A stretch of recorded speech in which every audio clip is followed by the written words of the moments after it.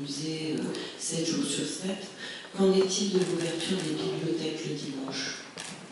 Alors, vous savez, beaucoup de bibliothèques sont des bibliothèques municipales, donc je sais qu'il y a actuellement des expérimentations dans un certain nombre de villes pour examiner la manière dont les horaires pourraient être étendus. Actuellement, c'est vrai que les bibliothèques sont en moyenne ouvertes, je crois, 17 heures par semaine, donc c'est peu finalement. Et je crois qu'il y a un certain nombre d'expérimentations en cours, donc il faudra voir de quelle manière ces expérimentations sont vécues sur le terrain, si elles permettent effectivement d'élargir l'accès public. Et moi, je suis très favorable à ce qu'on ait une discussion avec les collectivités qui souhaitent mener ces expérimentations, puis qu'on en tire ensuite les conséquences avec les agents concernés, parce que ça implique évidemment de réorganiser le travail pour les agents.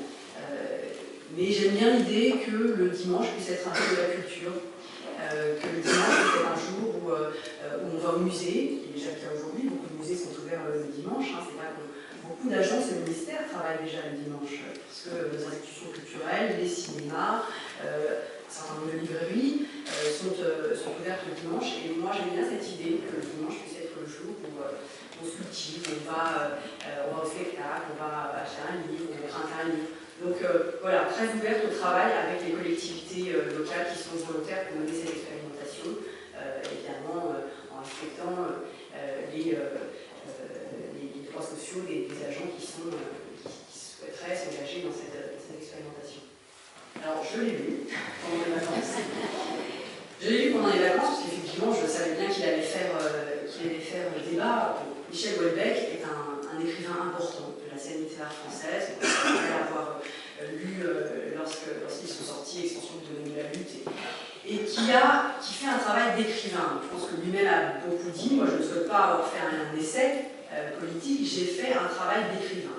Alors c'est vrai que la difficulté que l'on a actuellement, c'est que c'est pas toujours facile de savoir où s'arrête le travail d'un écrivain et où commence celui d'un polémiste ou de quelqu'un qui a des visées politiques. Et quand on prend comme sujet effectivement une situation politique d'un pays, quand on prend comme sujet l'arrivée au pouvoir d'un parti islamiste modéré, on est quand même un petit peu dans l'actualité politique et donc c'est difficile de dire qu'on ne fait pas passer un message également politique. Donc moi je ne juge pas, je ne souhaite pas juger le roman de Michel Houellebecq comme s'il s'agissait d'un pamphlet politique, parce qu'on ne peut pas à la fois défendre la liberté de création et la liberté d'expression et en même temps reprocher à Michel Houellebecq de prendre des positions qui pourraient agiter des peurs ou créer de la fracture sociale.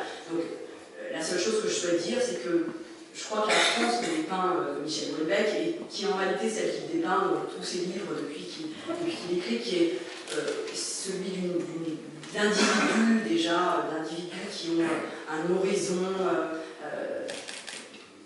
très restreint, qui ont beaucoup de résignation, qui sont des gens extrêmement cyniques, qui n'ont plus tellement d'espoir dans quoi que ce soit, ni de carrière, qui sont dans des formes de désespoir affectif et qui montrent une société qui est résignée et qui est soumise, comme l'indique le titre. Je crois que c'est l'exacte antithèse de ce qu'on a vu dimanche dernier dans la rue. Voilà, donc moi je ne veux pas dire Michel Houellebecq c'est bien ou c'est pas bien, c'est un écrivain, c'est un grand écrivain français qui est important, qui a dépeint la France telle qu'il la voyait, qui n'est pas la France telle que moi je la vois, parce que moi je vois une France debout et certainement pas soumise.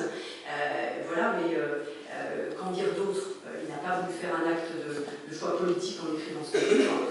Il a fait un travail d'écrivain, il a écrit une fiction.